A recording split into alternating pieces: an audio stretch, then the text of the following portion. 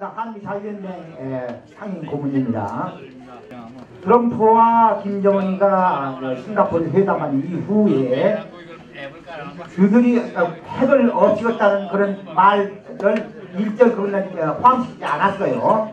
이미 다 알고 있는데 제가 질문하는 핵심은 딴 데 있습니다. 북한이 여보세요?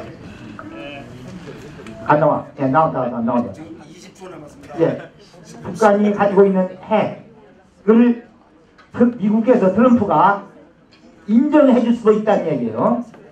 인정해 줄 수도 있다. 핵 가지고 있어라. 북한 보고. 그 대신 너는 우리 품에 들어라. 미국 편을 들었냐는 얘기야. 그럼과 동시에 북한이 핵을 가지고 그냥 놔주는데 그 예가 뭐냐면 이스라엘, 파키스탄도 그렇고 인도도 핵을 만든 남해냥 가지고 있는 거 아니에요. 얘기에 초점을 잡아주십시오. 예. 초점인데 김정은이를 미국으로 끌어안고 미국을 지지하는 세력을 만든다면 북한을 핵을 가지고 있어야 하는 이유 중 하나가 뭐냐면 중국을 견제하기 위해서 중국 뒤통수에 핵 가진 적이 도사리에 있는 만들기 위해서 그 핵을 없는 것보다는 핵 있는 것이 낫지 않을까 싶어서 그렇게 생각했습니다.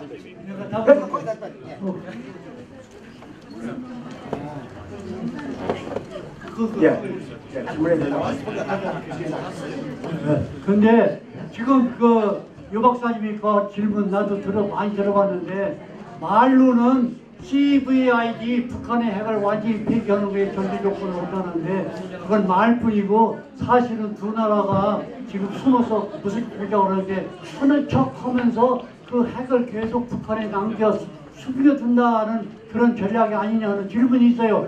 그런데 아직 확실치가 않아.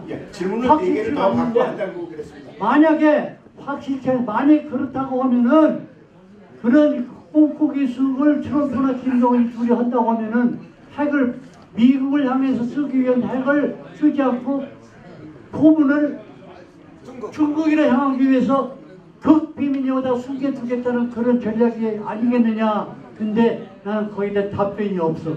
닥터 박순기의 질문입니다. 질문 4개를 다 받고 그 다음에 답변을 드리겠습니다. 그때 답변하는 게 아니라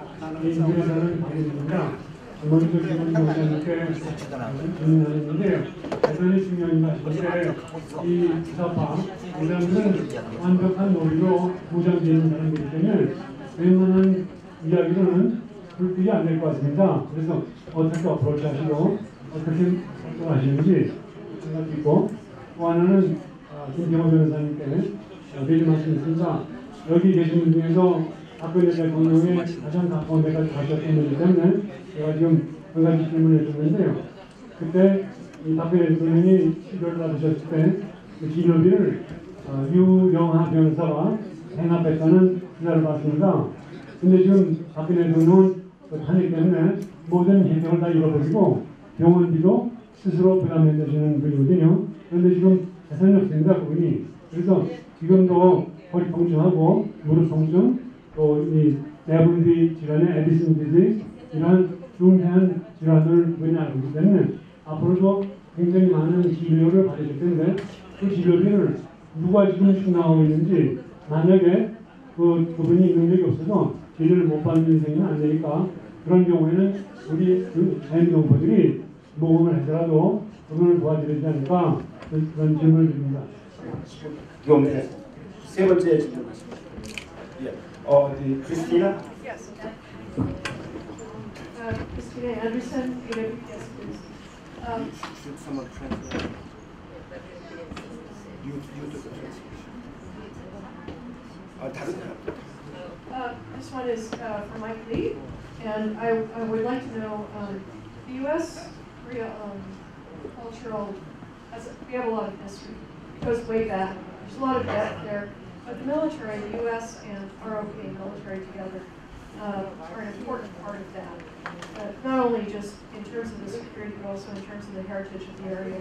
What goes back and forth between the countries and everything. It's been the basis for a lot of that has brought us all together. So my question is, how important do you see the military going forward, the U.S. ROK military working terms of security on the peninsula? And then additionally, what do you think, how important is stability in policy? Because I think one of the things that we've really struggled with lately has been having a policy which has kind of been hard to discern and it's been not very stable. So that's my question. The basic Fourth question. 그 답을 나중에. Do we have to get? I promise 5 questions. 아까 손 든 분이 누구 계세요? 이거 뭐지?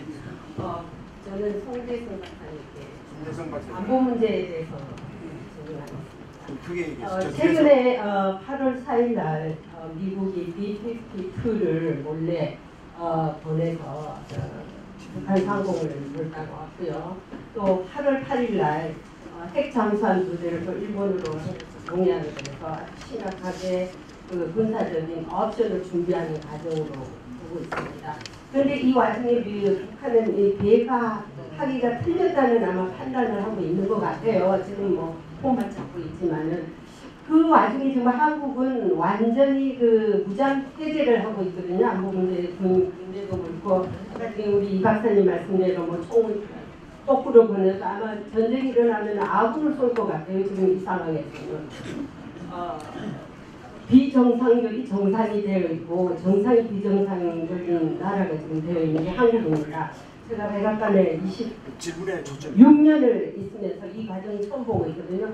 그러면 이제 해법에 관해서 우리 송 박사님께서 앞으로 우리 안보 문제, 그러니까 군대가 어떻게 움직여야 되며 지금 안보를 무장해제시키는 문재인 정권에 대해서 어떤 해답을 갖고 있습니까? 감사합니다. One more question, then we'll turn 질문 응답에 들어가겠습니다. 우리 손 선생. 네, 그 마이클리 박사님 저는 아까 말씀 너무 잘 들었고요. 아까 이제 근거가 없다 말씀하셨는데 중국 붕괴에 관련돼서 지금 미국 트럼프 행정부 내에서 중국을 붕괴시키기 위해서 엄청난 작전들을 쓰고 있습니다.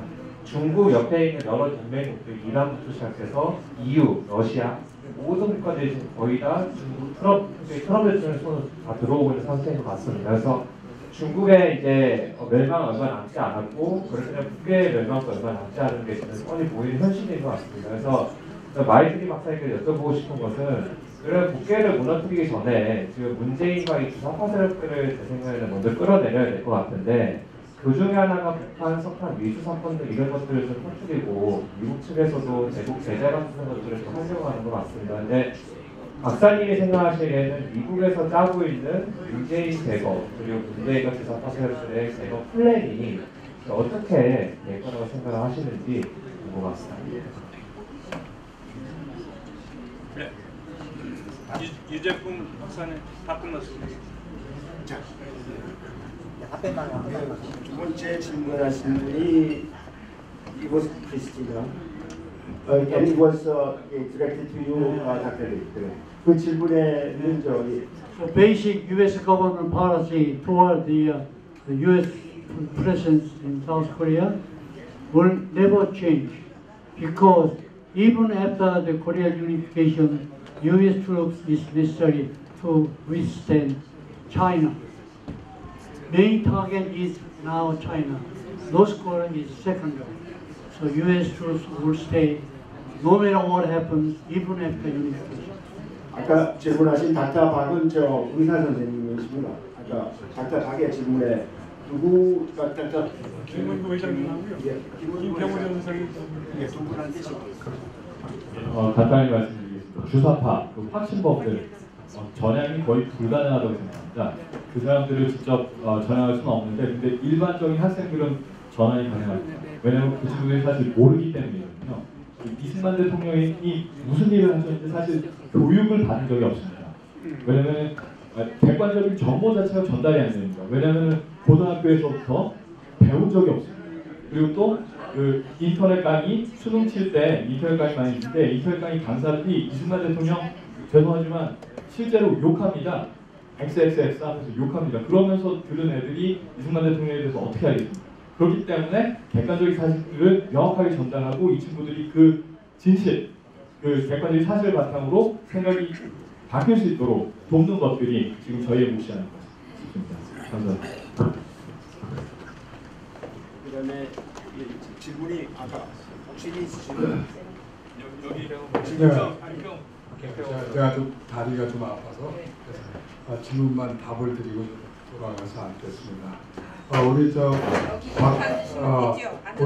박 원장님 저 질문하신 게 박근혜 대통령 치료에 관한 문제와 박근혜 대통령 치료비 문제 두 가지를 이야기를 하시는데 한 가지 먼저 박근혜 대통령의 돈 관계요. 박근혜 대통령이 제가 알고 있기로는 박근혜 대통령은 재산이 없으세요. 변호사들 돈 받은 사람이 없습니다. 지금까지 박근혜 대통령 변호의 가장 큰 애로가 변호사들이요 보수를 받지는 못해요. 줄 사람이 없어요. 탄핵 재판 때요 돈을 못 받았습니다. 그리고 형사재판도 못 받았어요. 형사재판에서 5명의 변호사, 8명 내지 5명이라는데 뭐 큰 의미는 없어요. 5명의 변호사가 서임이 됐었지만 그분들이 10월 14일 재판을 마지막으로 전부 사임했잖아요. 아시죠? 박근혜 대통령이 재판을 거부했습니다. 그 원인을 왜 재판을 거부했느냐 하고 변호사들이 이야기를 했어요. 읽어보셨는지 모르지만 진실은 뭐냐면요. 그 변호사들이 재판을 그 당시 때요. 일주일에 3번을 했습니다. 5월 달부터 재판을 시작해서 10월 달까지 5, 6, 7, 8, 9 일주일에 3번 재판했어요. 일주일 토요일, 일요일 빼고 나면 닷새 중에 3번을 재판해요. 그러면 어떻게 됩니까? 그 변호사 한 번 재판이 아침 10시부터 시작해서 저녁 6시까지. 그러면 그 변호사들은 다른 사건을 할 수가 없어요. 일주일에 3번씩 재판해서 총 80회의 재판을 했습니다. 10월 14일까지. 세계 기록이 없는 재판이에요. 죄명이 18가지인데 여기 대한민국 사람들이 참 너무 무심해요. 죄명이 18가지였어요. 근데 한 죄명이 죄가 2개 내지 3개입니다. 그래서 총 보면은 30개 내지 40개예요. 죄가. 그러면 변호사 입장에서는 그 40개의 범죄에 대해서 전부 방어를 해야 돼요. 그것은 방어가 불능하다는 이야기예요. 전 세계 역사에서 사람을 고발할 때 한 사람을 놓고 40개의 범죄를 동시에 쏘아대는 그러한 검사는 없는 거예요. 기소장이요 총 60페이지가 넘습니다. 제출한 증거가요 20만 장이 넘어요. 제가 미국 사람들에게 박근혜 대통령 재판이 얼마나 억울한 엉터리 재판인가 하는 걸 이야기할 때요 몇 가지만 이야기합니다. 첫째, 증거가 20만 장이다. 그러면 미국 사람들이 무엇을 질문하는 줄 아세요? 미국 사람 변호사가 아니에요. 아주 일반 시민들. How can defendant, your lawyers can read that address? 어떻게 그걸 읽을 수 있어? 어떻게 짭지는 판사는 그걸 어떻게 다 읽을 수 있어? 뭔 의미예요? 판사가 읽지 않고 재판하는 걸 전제로 합니다. 20만 장의 증거를 내놨을 때 어느 변호사가 그것을 다 읽을 수 있습니까? 불가능. 디펜드가 불가능한 재판이에요. 그러면 상대방의 재판이라는 건 검사가 기소를 하면 변호사는 방어해서 공격과 방어가 페어한 조건으로 이루어질 때 페어 트라이얼입니다. 페어 공정한 재판이라고 하는 것은 공정한 게임을 말하는 거예요. 공정한 룰을 말하는 거예요. 검사가 20만 장의 증거를 내놓을 때는 그것을 읽을 수 있는 충분한 시간적 여유를 줘야 되는 거예요. 어떻게 읽을 수가 있어요? 판사가 20만 장 중에 몇 페이지를 읽었다고 생각하십니까? 미국 사람들 당장 그 하나 가지고 이것은 엉터리 재판이야 이렇게 말해요. 두 번째로 검사가 기소장을 60장을 썼어요. 그런데요, 이 보통 범죄를 이야기하실 때 이게 법조계 계시는 분들이 있는지 모르지만 검사가 한 개의 범죄를 기소할 때요, 한 장 이상을 쓸 수가 없는 겁니다. 왜냐하면 거기에 포함되어 있는 범죄의 엘리먼트라는 게 있어요. 범죄의 기소 요건이라는 거. 이것이요, 직권남용죄가 엘리먼트가 뭔지 아세요? 직권을 남용한 때 징역 5년 이하의 처벌. 그러면 두 단어 아닙니까? 직권과 남용이에요. 직권도 다 알잖아요. 대충 알죠. 여기서 범죄가 되고 안 되고 어디서 달려있냐? 남용에 달려있어요. 그렇죠? 남용했다고 보면은 죄인이 되는 거고 5년 이하, 5년 징역을 사는 거고, 남용하지 않았다고 보면은 죄가 안 되는 거죠. 그럼 어뷰스, 영어로 어뷰스 아닙니까? 어뷰스의 뜻이 뭡니까? 그거를 검사가 이건 대통령이 최순실이 이야기를 듣고 삼성이나 현대 회장에게 계약을 부탁했다. 이게 어뷰스라는 거예요. 어뷰스입니까? 문재인이가 대통령이 김정은이 만나러 가는데, 대통령이 가는데 아무 국민에게 알리지 않고 그냥 달려가서 만났어요. 대통령의 권한의 남용입니까? 아닙니까? 남용. 많은 사람들은 남용이라고 보는 거예요. 그렇잖아요. 그러면 남용의 디파인을 어떻게 하느냐 이거야. 그때 디파인의 기준이 있어야죠. 국어사전 찾아가지고 재판할 겁니까? 국어사전에 남용이라 하면은 함부로 쓰는 것이다 이렇게밖에 안 나오잖아요. 그럼 함부로 권한을 사용했다. 그거 가지고 어떻게 재판을 할 수가 있겠어요? 그럴 때 미국 사람들이 어떻게 합니까? 판례를 가지고 하는 겁니다. 디파인을 누가 하겠어요? 케이스가 디파인을 하는 거예요. 그런데 지금까지 직권을 남용했다고 해서 범죄로 처벌된 사람이라는 건 대한민국 역사에 몇 명 없어요. 그리고 전부가 하급직원입니다. 하급직원은 권한이 작기 때문에 남용의 범위가 확실해요. 대통령은 권한의 폭이 무진장한 거예요. 통치권이. 내가 대통령이 말이죠. 어떤 사람에게 잘 좀 부탁합니다. 내 친구 잘 좀 부탁해요. 이 친구 앞으로 크게 될 사람이니까 잘 좀 부탁해요. 채용했어요. 권한 남용입니까? 대통령의 변호사라면 아니죠. 대통령이요. 나라를 사용할 때 참 이 사람이 앞으로 나라의 인재가 될 것 같아요. 그래서 자기는 그렇게 판단해서 이 사람 잘 좀 부탁했다. 박정희 대통령이 그렇게 키워온 거 아닙니까? 우리나라 기업들을 정주영이 보고 이 사람 참 사업자네. 은행장. 이 사람 배출 좀 해줘. 지금으로 말하면 박정희 대통령 직권 전부가 다 직권남용. 김대중 씨는 그러면 직권남용 아닙니까? 그렇게 말하면 그러니까 제가 이야기하는 건 박근혜 대통령이 얼마나 억울한 처벌을 받았다고 하는 걸 우리 국민들이 너무나 모르고 있어요. 그러니까 참 답답한 거는 우리 국가의 대한민국의 하나의 사람도 제가 항상 어떤 사람이 그거 물어보면 당신 판결문 읽어보셨습니까?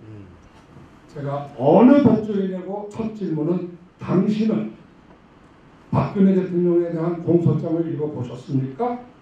질문 2. 판결문 읽어보셨습니까? 질문 2.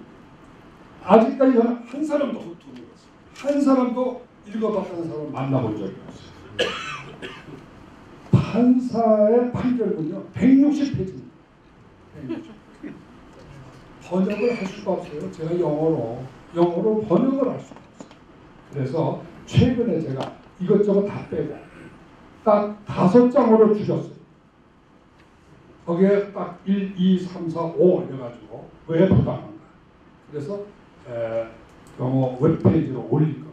그래서 앞으로 전 세계에 제가 퍼뜨리려고 그거를 읽어보면요. 정말로 박근혜 대통령은 감옥소에서 나오셔야 돼요. 두 번째, 돈 이야기예요. 박근혜 중에 돈이 없으신 분인데 어느 변호사가 그 돈을 못 받으니까 5개월씩 일주일에 3번씩 재판하면 그 변호사는 누가 먹여 살려요? 그래서 그 변호사들이 다 마지막에 도저히 내가 사무실을 운영할 수 없기 때문에 희망을 한 겁니다. 그리고 박근혜 대통령도 그걸 아니까 요구할 수가 없는 거예요. 그 변호사가. 박근혜 대통령이 책을 나오셔가지고요. 변호사 비용을 내기 위해서 집을 파셨습니다. 삼성동 집을 파셨어요. 그게 그 사람분의 유일한 재산이에요. 그 집을 팔았는데 그 팔은 대금이 유영아 변호사에게 입금이 됐어요. 왜? 변호사를 대표 변호사이기 때문에 나를 변호해달라고 그 변호사를 선임하고 여러 사람을 선임하고 그러려니까 비용이 불편해서 이분이 그 자기 집을 하나 사저를 하나 조그마한 하나 사시고 나머지 돈 30억을 유영아 변호사 부자에 보냈어요. 검찰이 그것을 알고 유영아 변호사를 즉시 조져서 유영아 변호사가 이 돈 어디서 나왔냐 그러니까 박근혜 대통령이 줬다. 그래서 바로 검찰이 그걸 차압을 했습니다. 그래서 유영아 변호사 회계사에서 빼가지고 유영아 변호사가 그걸 빼가지고 국가로 돌려줬어요. 그래서 저 압류 중에 있습니다. 이것은 굉장히 중요한 인권 침해예요. 왜? 미국식 기준으로 보면 적어도 형사 피고인은 변호사를 선임할 권리가 있습니다. 변호사를 선임하기 위해서 자기 재산을 팔아서 변호사를 선임할 때는 이건 로이어스 어카운트에 들어간 것이기 때문에 누구도 손을 댈 수가 없는 거예요. 가압류나 부채를 상환하기 위해서 차압할 수 있는 성질이 아닙니다. 왜? 인권이 옹호가 우선이기 때문에. 부채 상환에 앞서서 인권 옹호가 우선이기 때문에 그 변호사 어카운트에 들어간 돈은 뺏을 수 없는 거예요. 부채법적으로. 그런데 유영아 변호사에게 압력을 넣어서 유영아 변호사. 그래서 이것이 굉장히 중요한 인권 침해예요. 그다음에 병원 비용은 물론 병원 지금 구치소에서 응급치료를 해줍니다. 그렇기 때문에 그분 치료를 지금 본인 부담으로 하는 건 아니에요. 그러나 만일에 이것이 중병이 돼가지고 치료가 어려울 때는 당연히 석방을 시켜야 합니다. 이것이 앞으로 굉장히 큰 이슈가 될 겁니다. 만일에 박근혜 대통령이 병환이 중해지면은 당연히 병보석으로 나와서 치료를 받을 수 있도록 되어야 될 거라고 저는 믿고 있고 아직까지는 그런 상황이 안 생기기 때문에 다행입니다. 제가 알기로 예, 근데 다른 또 질문이 있습니다. 아니 저 나중에 죄송합니다. 여기 아까 그 손주찬 선생님이 하신 질문 그리고 또 제가 좀 일어서 갑니다. 이분은 지금 20년 이상 사실은 코리안 아메리카노로서 제가 알기로는 유일하게 백악관 무선 속방선을 출입전 알고 이렇게 출입한 선 제가 알기로는 우리 민족 가운데는 제일 미국 사정을 잘 아는 분입니다. 그런데 이제 저를 찍어갖고 얘가 요거 아는가 모르는가 보자 하고 이제 지금 테스트 질문을 하는데 뭐 알고 질문을 하든 모르고 질문을 하든 제가 한국인으로서 또 한국 안보를 전문하는 사람으로서 지성껏 답을 하면 이제 앉으세요. 저는 지금 트럼프가 아마 역대 미국 대통령 다 합쳐서 이야기한 것보다도 더 말을 많이 하는 것 같아요. 시작만 하고 막 멈출 줄 모르고 오죽 계시면 독일 수사인이 뭐 이제 들으면 막 골머리 아프다고 하는데 근데 이제 저는 그분은 그렇게 안 보고 지금 싱가포르 회담에 그렇게 죽이거지 그더니 막상 어그리먼트 나온 거 보니까 4개 행으로 달랑 이렇게 하는데 뭐 비군 강제하고 이게 뭐냐 이거 사기꾼한테 당했다 이런 건데 그렇게 보면 안 되고 그게 저는 깊은 뜻이 있다 이렇게 봐요. 뭐냐 하면은 김정은이를 만나서 정상회담을 할 때에 제가 알기로는 김정은이 저 정권 자체가 사기적인 게 많고 거짓말을 밥 먹듯이 하고 하는데 그가 그걸 어떻게 당할 거냐. 그러니까 트럼프가 사기꾼은 내한테 맡겨놔. 내가 부동산 개발업을 평생 하면서 거기에 온갖 잡놈들, 야바이꾼들, 사기꾼들이 많으니까 나는 제일 겁나는 게 정직하게 이야기하는 놈, 이게 제일 무섭고 사기꾼은 내한테 맡겨놔. 그래서 아마 무슨 지금 뭐 방법이 있는 것 같아요. 다스리고 있는 것이. 그래서 하나는 믿고 있고 그 다음에는 지금 뭐 어떻게 할까 등을 쳐주고 뭐 걸르고 하는데 저는 군사 전문가 입장에서 이렇게 보면 영국의 함정들이 호주 근처 와가지고 미동도 안 하고 그대로 대기하고 있고 아까 제니박이 이야기한 것처럼 핵 항공모함이 오히려 슬슬 또 오고 있고 이렇게 지금 준비를 하는데 그게 하루에 얼마 돈이 들어가느냐 하면은 1억 불이 들어가요.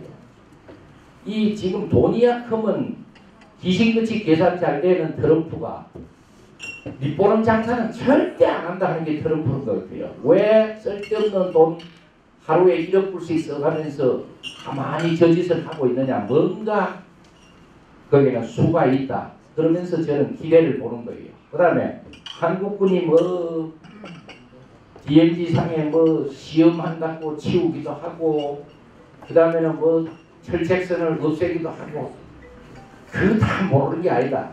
트럼프에서 나오는 이야기로는 다행스러운 거는 지금 한국 정부가 미국이 뭐인지를 잘 몰라서 참 다행스럽다. 옛날에는 아무리 좌파 정부라 해도 하트라인이 백악관하고 있었는데 그 하트라인이 지난 정권에 김대중 때는 유재근인가 그런 사람이었고 노무현 때는 나종일인가 하는 사람이었는데 지금은 뭐 누가 와서 이야기를 하고 해도 실제 하트라인 하나 없기 때문에 참 그래도 이렇게 미국이 뭐인지를 모를 줄 이걸 알고 우리는 정말 놀랬다. 또 좌파 정권에서 북한하고는 뭐 이래갖고 북한의 실체를 잘 아는 줄 알았더니 그것도 너무 모르는 게 다행이다. 근데 이렇게 지금 트럼프 정부는 분석을 하고 있대요. 그러니까 어떻게 보면 미국이 막 데리고 노는 기다. 막 한미 훈련 중지하자 하면 그냥 중지하자. 그 오죽하시면 판문점 선언을 지지하고 그런 말이 있어요. 그게 그 내용이 어떤 내용인데 판문점 선언이라 그런 게 평화선언을 하고 종전선언을 하고 그런 내용들이 포함되는데 그걸 지지하는 걸 싱가포르 선언에서 그 트럼프하고 김정은이하고 합의를 할 때는 아하 온 세계인이 비핵화가 프라이오리티 넘버 원인 줄 아는데 그게 아니고 아까 제가 잠깐 말씀처럼 개 모가지 이렇게 홀갱이 엮어가고 중국 굴에서 끄집어내서 미국 통으로 몰아넣는 것이 제1조에 북한과 미국은 관계를 정상화한다 그런 이야기가 있어요. 그렇게 일단 미국 통으로만 열어오면 비핵화다 뭐다 모든 게 해결된다고 보는 것이 이분의 주장이고 저분의 주장인 걸 제가 알고 있고 저도 그렇게 생각을 하고 있어요. 이제 이렇게 해가지고 아주 고차원적인 어떤 그 해결을 하는 게 아니냐. 그 다음에 북한의 비핵화에는 이스라엘의 깊이 관여가 되어 있어요. 존 볼튼 사인 없이는 안 된다 그런 그것도 개입이 되어 있지만 시리아에 정말 핵을 만들겠다고 사막에서 한참 만드는데 그 가서 어드바이스하고 총지휘한 게 북한 사람이었어요. 그런데 그걸 이스라엘은 가만히 있다가 한 90% 이상 되면 박살을 내버립니다. 초대가 박살 안 돼요. 그래갖고 두 부이나 소위 프리엠션으로 성공한 게 이스라엘이에요. 그렇게 할 때 이스라엘은 한 번 물면 우리 한국 개로 치면은 진돗개 비슷해가지고 절대 안 놓습니다. 지금 이 북핵 문제는 잘못 이렇게 하면은 이스라엘에 심대한 영향을 줘요. 자기들 죽고 사는 문제이기 때문에 아까 영국, 이스라엘, 미국이 관여한다 했는데 저도 같은 생각을 해요. 그런데 트럼프가 가만히 보니까 온갖 뭐 영국 전통적인 동맹한테도 할 소리 다 하고 별소리 다 하지만은 이스라엘한테는 꼬문꼬문한 것 같아. 예루살렘을 뭐 어떻게 하고 이렇게 하는데 이렇게 합작품을 하기 때문에 뭔가 큰 작품이 나올 거다. 그래서 빨리 핵을 버리고 좀 어려운 운명이지만 좀 더 살래. 안 그러면 부여잡고 빨리 순장 나가고 갈래. 막 이렇게 하는 것이 저도 뭐 확실한 증명은 없고 한데 감히 연말까지는 무슨 결판이 안 나겠느냐 이런 생각합니다. 이상입니다. 네, 지금 질문이 하나가 플로어에 있는 게 있고 제가 하나 하고 싶은 질문 2개로 오늘 저녁을 끝내도 되겠습니까? 예, 그렇게 하겠습니다. 아까 하신 저희 선 선생님 질문은 문재인 정부에 대해서 많은 비판을 하는데 과연 어떤 방법으로 문재인 정부를 대체시킬 것인가 그게 하나 질문이에요. 제가 여러분들께 드리는 질문은 이겁니다. 여러분들도 좀 같이 생각해 주세요. 지금 제일 우리 앞에 북의 핵 문제를 가지고 앞으로 우리가 보는 게 종전 협정이 있을까 하는 겁니다. 이 종전 협정을 하면 안 된다. 그러니까 왜 종전 협정을 하면 안 돼? 종전 협정을 한다면 뭐 미군이 주둔할 필요가 없다고 미군 철수하라고 그러면 미군이 주둔할 정당할 이유가 없으니까 그런 상황을 내주려고 그럴 것이다. 그럼 요새 이 좌파되는 사람은 절대 그렇지 않다고. 김정일도 이 미군이 출동을 하는 거 괜찮다고 김대중한테 그랬고 최근에 이 금년이 들어서 여태까지 북한이 미군 철수하라는 말을 한 번도 안 했다. 이런 얘기들. 그래서 나는 이걸 가지고 두 가지 역사적인 사건하고 비교해봤어요. 하나는 우리가 해방될 때 친탁, 반탁의 논란이 있었습니다. 그거 아십니까? 이 미소 공동위원회에서 미소에서 저 삼대 외상들이 미소 중인가 영인가 그렇게 해서 한반도에 남북한을 통틀어서 하나의 나라로 신탁 통치를 한다. 한 5년 동안 한다는 걸 추천했습니다. 근데 그때까지 전부 우리가 프라우드한 한민족인데 어떻게 남의 집회를 지금 36년 그냥 겨우 끝났는데 또 5년을 집회를 가더라고. 안 돼. 그 반탁의 센티멘트가 스트롱했습니다. 그때 공산당이 한 3일 동안 같이 반탁운동을 하다가 조금 조용해지든가 하더니 모스크바에서 지령을 받아가지고 신탁으로 돌아갔어요. 그럼 왜 그랬느냐? 나는 이렇게 생각합니다. 지금 종전한 상황하고 비교해서.